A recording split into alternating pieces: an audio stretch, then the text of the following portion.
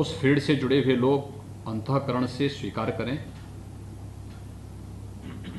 दूसरा एक पीड़ा इस बात की कि वास्तव में हम जिस समाज में, जिस संस्कृति में और जिस देश में निवास करते हैं उसके बारे में अपना कितना योगदान दे पा रहे हैं, और उसको अपने अंतःकरण से स्वीकार करते हुए भी कि वास्तव में हम अपने लिए तो कर पा रहे हैं, लेकिन कहीं ना कहीं कोई चूक जरूर हो रही है कुछ कारणों से,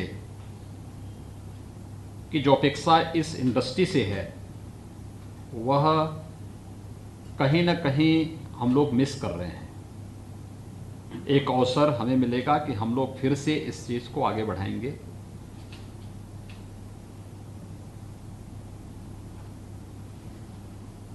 उत्तर प्रदेश हम सब जानते हैं कि आबादी के हिसाब से देश का सबसे बड़ा प्रदेश है।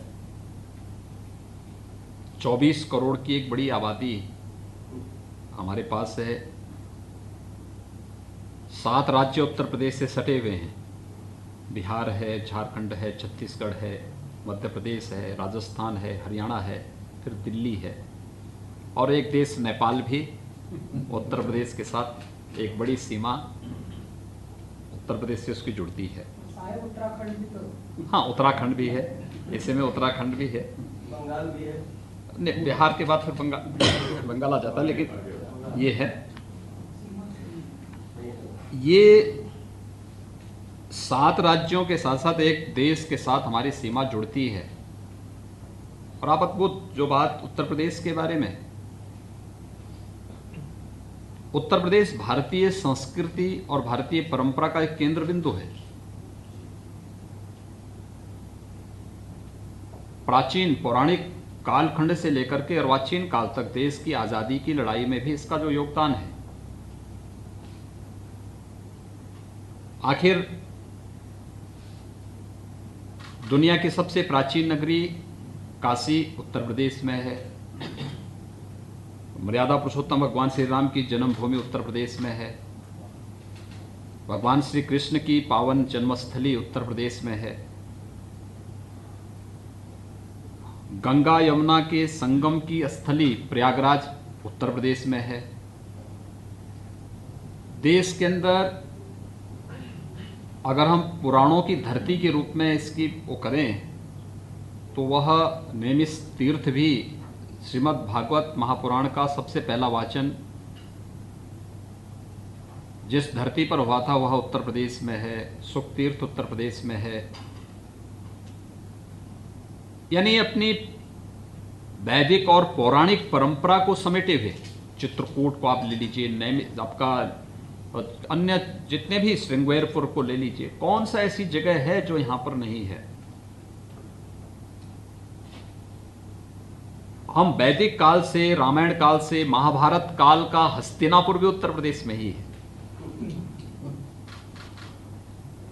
और जिस क्षेत्र में हम लोग इस फिल्म सिटी के लिए प्रस्तावित किया है, जहां पे भी यमुना अथॉरिटी की ओर से जो प्रेजेंटेशन प्रस्तुत भी किया गया है, देखिए ये भारत की उस जिस नाम से भारत का नाम भारत पड़ा, भरत, शकुंतला पुत्र भरत के नाम पर, ये उसी हस्तिनापुर के आसपास का क्षेत्र है जहां पर ये फिल्म स्टूडियो हम लोग फिल्म सिटी हम लोग प्रस्तावित कर रहे हैं। भारत की पहचान का प्रतीक बनेगा। गंगा और यमुना के बीच का भूभाग है। यमुना एक्सप्रेसवे, यमुना जी के पैरेलल जो हमारा एक्सप्रेसवे आ रहा है दिल्ली को आगरा से जोड़ने के लिए, उसके बीच में पूरा क्षेत्र पड़ता है। और इस पूरे क्षेत्र ने आपने देखा होगा कितना बड़ा योगदान दिया है देश की, यानी मध्य के उस कालखंड में जब इस देश पे हमले हो रहे थे तब भी यह क्षेत्र जूझता रहा, लड़ता रहा, कार्य करता रहा। और देश की आज़ादी में भी इस क्षेत्र की भूमिका, उसको कोई नकार नहीं सकता है। प्रथम स्वातंत्र समर से लेकर के उसके बाद के कालखंड में अगर आप देखेंगे बहुत बड़ा योगदान रहा है इस भूभाग का, इस धरती का। तो स्वाभाविक रूप से वैदिक काल से लेकर के और आज के कालखंड तक भारतीय परंपरा, भारतीय संस्कृति और भारतीय सभ्यता की सबसे महत्वपूर्ण धरती उत्तर प्रदेश रही है। और भारतीय सिनेमा का बहुत बड़ा योगदान इस दिशा में है, देश को जोड़ने, केवल भारत के अंदर ही नहीं, भारतीय सिनेमा ने तो भारत के बाहर तक भारत की संस्कृति और सभ्यता को पहुंचाने का कार्य किया। हर एक के उत्थान और पतन का अपने एक समय होता है, और ये धर्म चक्र है, ये उत्थान और पतन उसके साथ जुड़ा होता है। हम उससे अलग अपने आप को हटके नहीं देख सकते। इसलिए ये जितनी भी प्रक्रियाएं हैं, अगर बुरा हुआ है तो उसने अच्छा भी किया है, और अच्छे बुरे के बीच में रास्ता हमें ढूंढना है, उससे हमें रास्ता निकालना है। हमें अच्छेपन के लिए भारतीय दृष्टिकोण हो, भारत की सभ्यता और संस्कृति को हम पूरे देश के अंदर गौरव के साथ पहुंचा सकें, पूरी मर्यादा के साथ पहुंचा सकें, इस भाव को लेकर के इस कार्यक्रम को आगे बढ़ाने की आवश्यकता है। और मैं आपको इस बात के लिए विश्वास के साथ कह सकता हूं कि कनेक्टिविटी के मामले में अगर आप देखेंगे तो बेहतर कनेक्टिविटी, हमारा जेवर एयरपोर्ट एशिया का सबसे बड़ा एयरपोर्ट बनने जा रहा है। अभी अगले महीने से हम लोग उस पर कार्य प्रारंभ करने जा रहे हैं, और 2023 से हमारा प्रयास है कि हम उसको फंक्शनल करेंगे। सबसे बड़ा एशिया का एयरपोर्ट बनेगा, ग्रीनफील्ड एयरपोर्ट, इंटरनेशनल एयरपोर्ट के रूप में हम उसे डेवलप कर रहे हैं। हमारी सारी कार्रवाई पूरी हो चुकी, 5000 एकड़ में वो बन रहा है, बहुत बड़ा एयरपोर्ट बन रहा है। दूसरा, उसकी कनेक्टिविटी जो हम दे रहे हैं, इस कनेक्टिविटी के साथ साथ हमने इंफ्रास्ट्रक्चर के लिए और भी कुछ किया है। हम ये जो पूरा क्षेत्र है, यहाँ पे मेट्रो की भी 4 लेन की कनेक्टिविटी तो अभी भी है, मेट्रो की और भी जो आधुनिक सुविधाएं होंगी, इन सब के साथ हम उसको जोड़ने जा रहे हैं।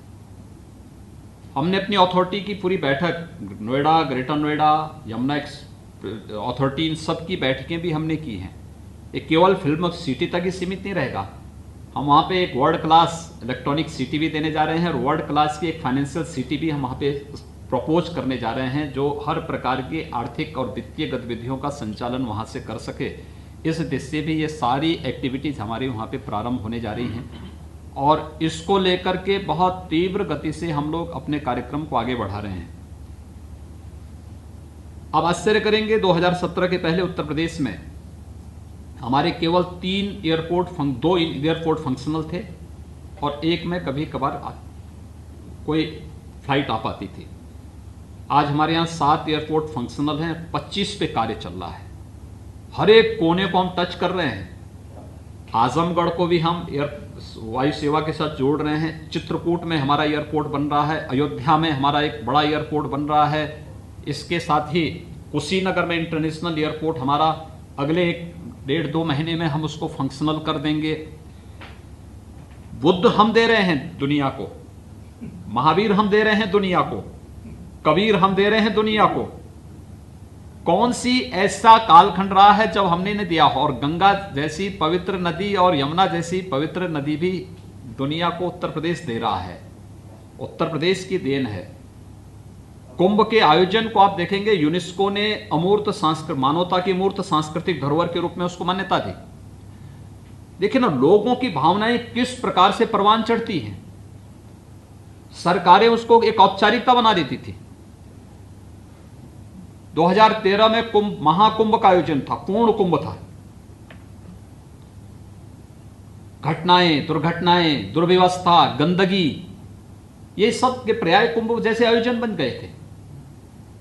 कुंभ के बारे में हम लोग क्या मानते थे? कुंभ ये मानते थे कि कुंभ में सभी देवी देवता संगम तट पर आकर के स्नान करते हैं।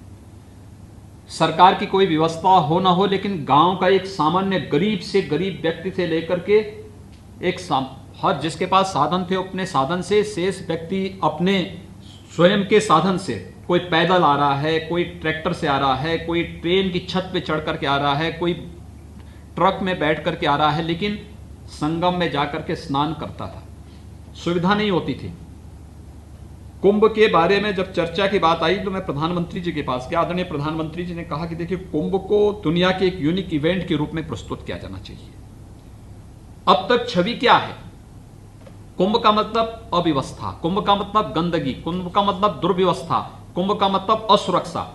इस छवि को कैसे हम हटाएंगे, इसके बारे में कुछ अध्ययन करके इस पर कार्य योजना तैयार होनी चाहिए। हम लोगों ने कार्य प्रारंभ किया। यद्यपि 2019 में कुंभ जो था वह पूर्ण कुंभ नहीं था, अर्ध कुंभ था, लेकिन हमने नाम बदला। हमने कहा भी नाम कुंभ होगा।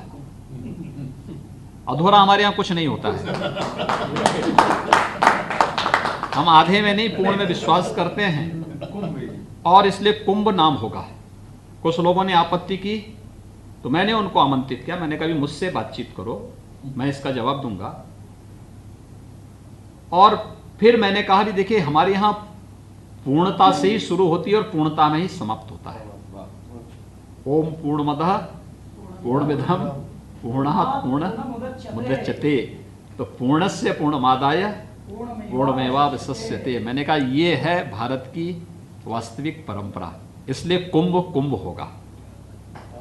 आप इसको महाकुंभ कर सकते हैं बाद में, लेकिन अभी कुंभ होगा, और कुंभ को हम इसी रूप में प्रस्तुत करेंगे।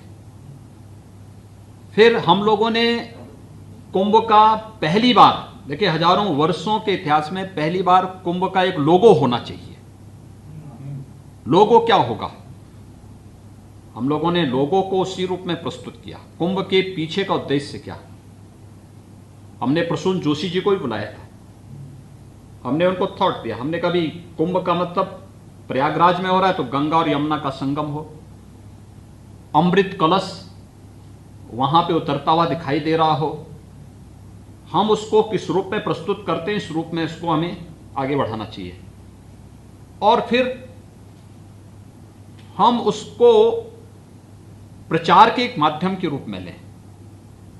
हमें स्वच्छ कुंभ देना है, हमें सुरक्षित कुंभ देना है, लेकिन हमें टेक्नोलॉजी को अपनाने में परहेज नहीं करना है। हम अपने पीछे पिछड़ेपन का थप्पा नहीं लगाना चाहते। हम भारतीय हैं, इस पर हमें गौरव की अनुभूति होनी चाहिए, लेकिन हम टेक्नोलॉजी को अपना करके उसको बेहतर करेंगे।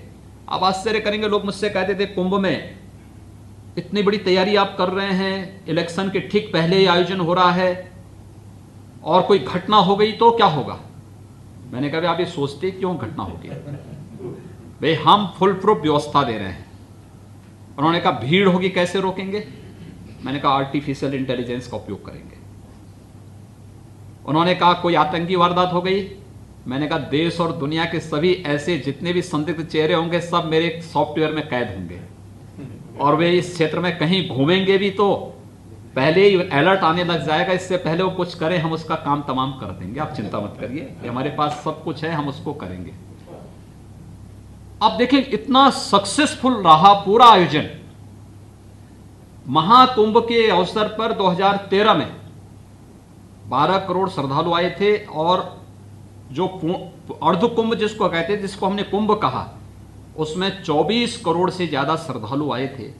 कहीं गंदगी नहीं, कहीं अव्यवस्था नहीं, कहीं असुरक्षा नहीं, कहीं कोई दुर्व्यवस्था नहीं। और हमने ये भी व्यवस्था की, पहले होता क्या था, श्रद्धालु आते थे दूर दूर से पैदल, उन्हें 20 किलोमीटर 25 किलोमीटर पहले उनको रोक दिया जाता था। हमने कभी याद करना 5 किलोमीटर से अधिक की दूरी न हो, और 5 किलोमीटर से हम पार्किंग, हर 5 किलोमीटर में पार्किंग दे दीजिए, पार्किंग की पूरी व्यवस्था करिए। दूसरा ये भी व्यवस्था उसमें करिएगा कि 5 किलोमीटर से आने के लिए लोगों को हम लोग बैटरी चालित वाहन उन्हें उपलब्ध कराएं, वे लोग आ सकें, और संगम तट के अधिकाधिक नजदीक उनको लेके आइए, जिससे अधिक से अधिक लोगों को सुविधा हो सके। आप आश्चर्य करेंगे कि हमारे यहां माघी पूर्णिमा के दिन कुंभ में 5.5 करोड़ श्रद्धालुओं ने एक दिन में स्नान किया, और एक तिनका भी नहीं हिला। बहुत शांतिपूर्ण तरीके से सारा कार्यक्रम संपन्न हुआ। अपने चीज़ों को किस रूप में हमारा प्रस्तुतिकरण क्या होता है ये निर्भर करता है। और मुझे लगता है कि भारतीय सिनेमा को भी हमें आज उस दिशा में ले जाने की आवश्यकता है। और उस पर बहुत साफ, जैसे बहुत सारे लोगों की पीड़ा इस बात को बताती है कि आप लोग चाहते हैं, जैसे कभी कैलाश जी ने भी कहा कि पहली फिल्म बनी थी सत्यवादी हरिश्चंद्र पे बनी थी। यानी हमारा उस समय फोकस क्या था कि हमें यानी गांधी जी का पूरा जीवन बदला कैसे, उनके नाटक को देख करके, उस समय की उन फिल्मों को देख करके, उन चित्रों को देख करके कैसे व्यक्ति में व्यापक परिवर्तन लाया जा सकता है, उसका आधार बना था ये। आपने देखा होगा जब रामानंद सागर जी ने रामायण सीरियल को प्रस्तुत किया था, मुझे लगता है आज भी हमने लॉकडाउन के दौरान देखा कि कितना व्यापकता उसमें देखने को मिली थी, किस रूप में लोगों ने उस चीज को स्वीकार किया। डिमांड होती थी कि इस एपिसोड को एक बार फिर से दिखाइए, फिर से दिखाइए, फिर से दिखाइए।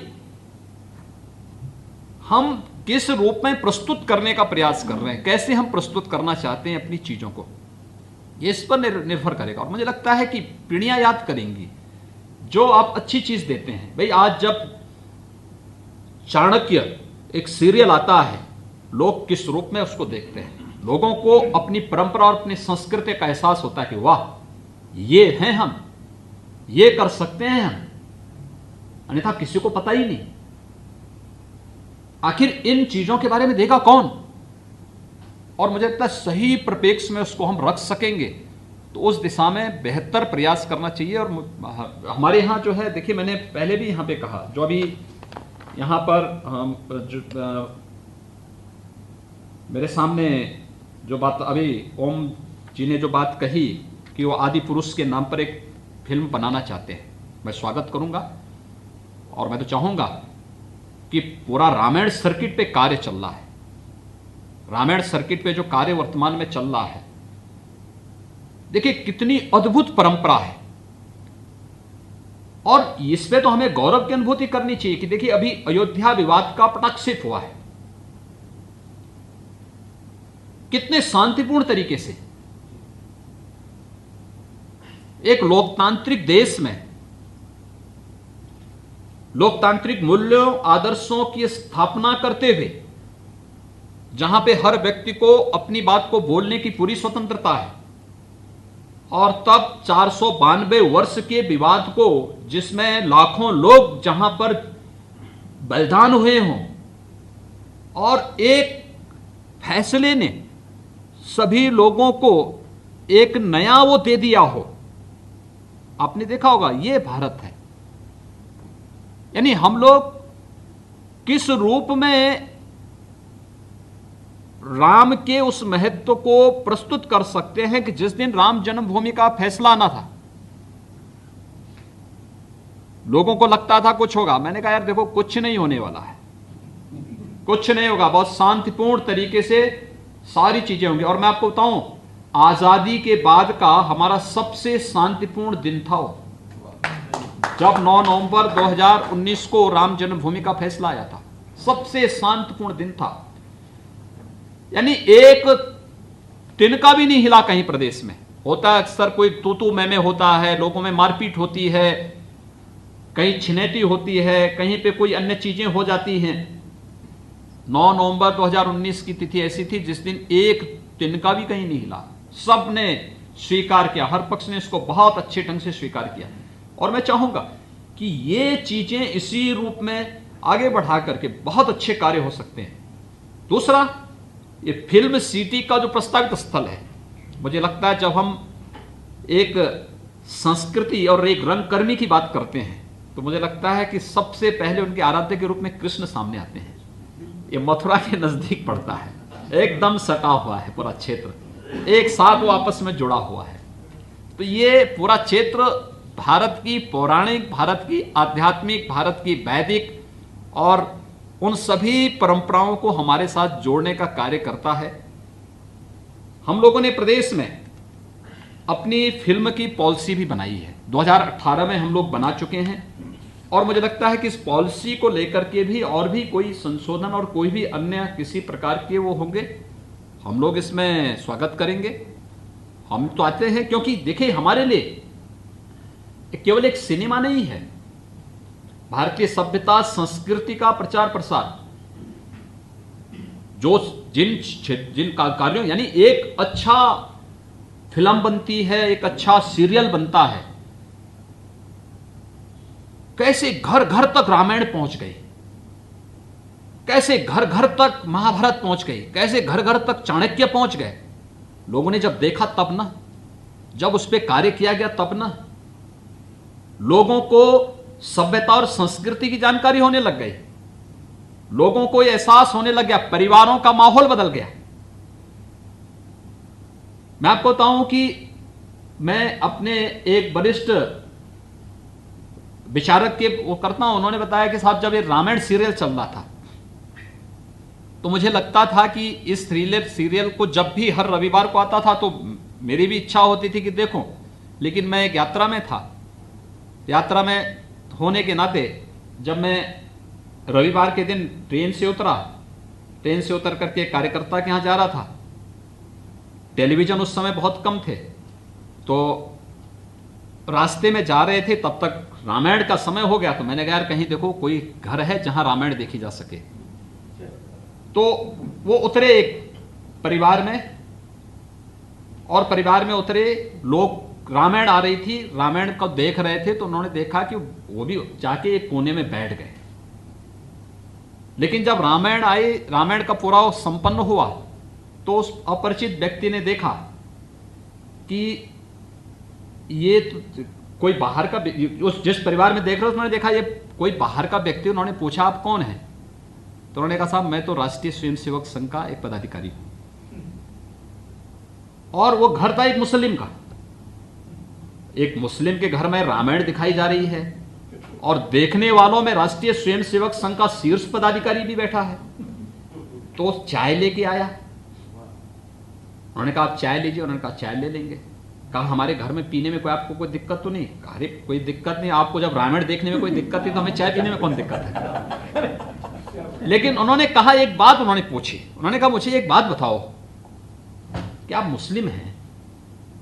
अयोध्या में राम मंदिर का आंदोलन चल रहा है, लेकिन राम की इस गाथा को रामायण के माध्यम से आपके घर में टेलीविजन के माध्यम से दिखाया जा रहा है, क्या कारण है? उन्होंने कहा साहब क्या बात कर रहे हैं आप? रामायण, जब से हमारे घर में रामायण का ये सीरियल हम दिखा रहे हैं तब से हमारे घर का पूरा परिदृश्य बदल गया है। जो विवाद थे, भाई भाई का विवाद था, परिवार में पति पत्नी का विवाद होता था, जो आपसी एक द्वंद्व हमेशा रहता था, वो तब से पूरा समाप्त हो गया है। क्योंकि उन रिश्तों को, उन परंपराओं, क्योंकि आखिर हमारी उपासना विधि कुछ भी होगी, लेकिन हमारा जीन्स तो वही है जो चला आ रहा है लाखों वर्षों से, हजारों वर्षों से। वह कोई क्षेत्र हो, कोई जाति हो, कोई मत हो, कोई मजहब हो, कोई संप्रदाय हो, यह तो एक उपासना विधि है, एक सामान्य व्यवस्था को संचालन करने के लिए बनाई गई एक व्यवस्था है। लेकिन जीन्स तो हमारा वही है। जब राम की बात होगी, कृष्ण की बात होगी, शंकर की बात होगी, भारत की किसी भी आध्यात्मिक परंपरा की बात होगी, तो हम उसके साथ जुड़ते हुए दिखाई देंगे।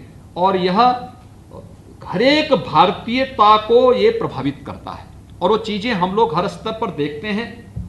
मैं चाहूंगा कि इस कार्यक्रम को बहुत अच्छे ढंग से, आज एक तो आप सभी यहां पर आए और एक बड़ी मात्रा में हमारे साथ जूम पर भी जुड़े हैं, काफी लोग जुड़े हैं।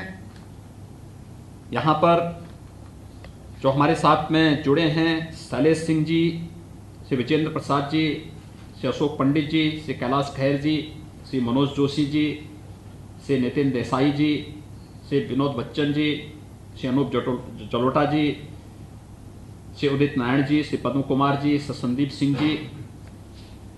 इसके अलावा हमारे साथ में जिन लोगों ने जूम के साथ भी यहाँ पर जुड़े हैं, खासतौर पर परेश रावल जी जुड़े, सतीश कौशिक जी जुड़े हैं, श्रीमती सौंदर्या रजनीकांत जी जुड़ी हैं, विवेक अग्निहोत्री जी, अनुपम खेर जी,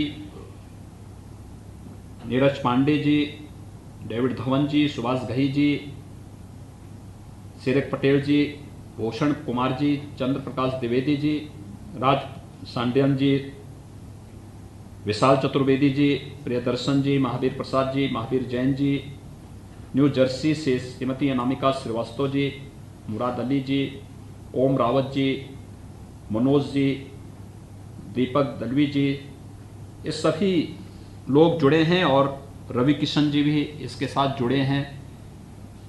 मैं एक तो आप सभी को अपना समय निकालने के लिए हृदय से मैं धन्यवाद देता हूं।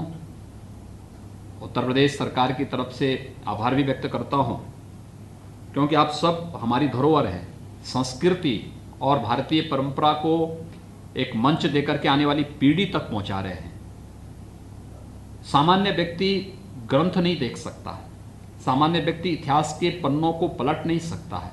वो ठीक है, उसको कोई एग्जाम पास करनी हो तब तो देखता है, नहीं देखता, लेकिन एक सिनेमा के माध्यम से आप उसको हमेशा के लिए उसके मानस पे इस बात को रख देते हैं, उसको हमेशा के लिए उसके साथ जोड़ देते हैं।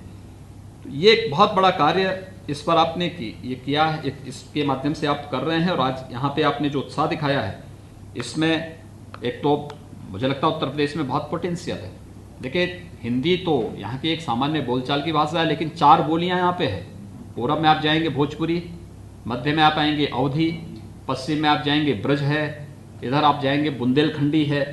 तो ये 4 तो हमारी बोलियाँ यहीं पे हैं, उत्तर प्रदेश में ही हैं, और बहुत पोटेंशियल है इसमें, बहुत वो है।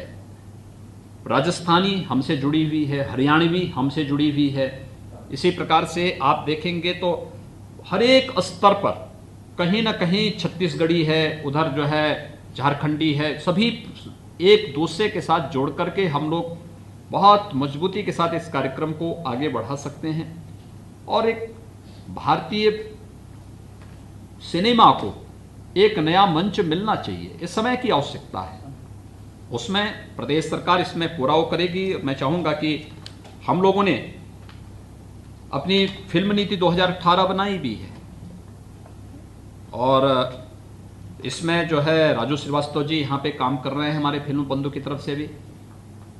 लेकिन इस कार्यक्रम को हम और अच्छे ढंग से विराट रूप में आगे बढ़ाने की आवश्यकता है, समय की आवश्यकता है। भारतीयता हमारे मन में होना चाहिए, हमें उससे इतर कहीं भी अपने को उससे इतर नहीं रखना होगा। और उसको लेते हुए अगर हम कार्य करेंगे, उत्तर प्रदेश सरकार इसमें भरपूर सहयोग करेगी, कहीं कोई दिक्कत नहीं आने वाली है। और जो मैंने पहले भी आपको बताया है, ये तो अपार संभावना वाला प्रदेश है, प्रकृति और परमात्मा की सीम कृपा इस पर है। तो इस चीज़ों से कभी हम जो यहाँ पे कार्य करेगा, इन चीज़ों के साथ जुड़ेगा, उससे अपने आप को कभी भी वंचित नहीं करेगा, रखेगा, उन सबके साथ स्वतः स्फूर्त भाव के साथ जुड़ता हुआ दिखाई देगा। मैं आप सभी को हृदय से धन्यवाद देता हूं, और ख़ासतौर पर न्यू जर्सी से अनामिका जी जुड़ी, भारत और भारतीयता के प्रति उन्होंने जो कहा है, वो 20 साल पहले भारत को छोड़ी हैं, लेकिन 20 साल के बाद अगर उनको उत्तर प्रदेश के अंदर आने का अवसर मिले, हमने अभी 2019 में प्रवासी भारतीय दिवस का आयोजन प्रयागराज में किया था, और प्रयागराज में प्रवासी भारतीय दिवस के कार्यक्रम के साथ हम लोगों ने प्रवासी उत्तर प्रदेश का भी कार्यक्रम उसमें रखा था। प्रवासी भारतीय दिवस में 7,500 प्रवासी कामगार और प्रवासी भारतीय उसके साथ जुड़े थे। हमने प्रयागराज कुंभ में भी ले गए थे, फिर रिपब्लिक डे परेड में भी उनको हमने शामिल करवाया था। बहुत अद्भुत आयोजन था। हर वर्ष ये कार्यक्रम चल रहे हैं, और प्रवासी भारतीयों के प्रति प्रधानमंत्री जी के मन में जो भाव हैं, वह उसे एक नई ऊंचाइयां देता है। मुझे प्रसन्नता होगी कि हम लोग इस कार्यक्रम को और आगे बढ़ा सकेंगे। हम लोगों ने जो फिल्म नीति उत्तर प्रदेश की बनाई है, मैं चाहूँगा कि सभी को एक एक उसकी उपलब्ध हो जाए तो अच्छा रहेगा। उसको एक बार देख लेंगे, और इसमें अगर कोई संशोधन, किसी प्रकार का कोई प्रस्ताव जो इस फील्ड में प्रोत्साहन का होगा, तो प्रदेश सरकार इसमें पूरा हर प्रकार से उसमें सहयोग करने को तैयार रहेगी। और मैं चाहूँगा कि आप में से सभी लोग मिल कर के इसे मूर्त रूप देने में अपना योगदान दें, अपना सुझाव दें, अपने अनुभव का लाभ यहाँ पर देंगे, तो हम लोग देश के लिए, देश की भावनाओं के अनुरूप एक नया मंच देने में हम लोग सफल हो सकेंगे। मैं एक बार फिर से आप सबका हृदय से अभिनंदन करता हूँ। आप जो प्रत्यक्ष रूप से आए हैं, जो लोग मेरे साथ यहाँ पर वेबिनार के साथ जुड़े हुए हैं, डिजिटल प्लेटफॉर्म के साथ यहाँ पर हमारे साथ जुड़े हैं, उन सब का भी हृदय से मैं अभिनंदन भी करता हूँ, धन्यवाद भी देता हूँ और विश्वास करता हूँ कि ये फिल्म सिटी का कार्यक्रम द्रुत गति से आगे बढ़ सके। प्रदेश सरकार पूरी सकारात्मक भाव के साथ इस कार्यक्रम को आगे बढ़ाने के लिए पूरी प्रतिबद्धता के साथ कार्य करेगी। आप सबका बहुत बहुत धन्यवाद। जय हिंद।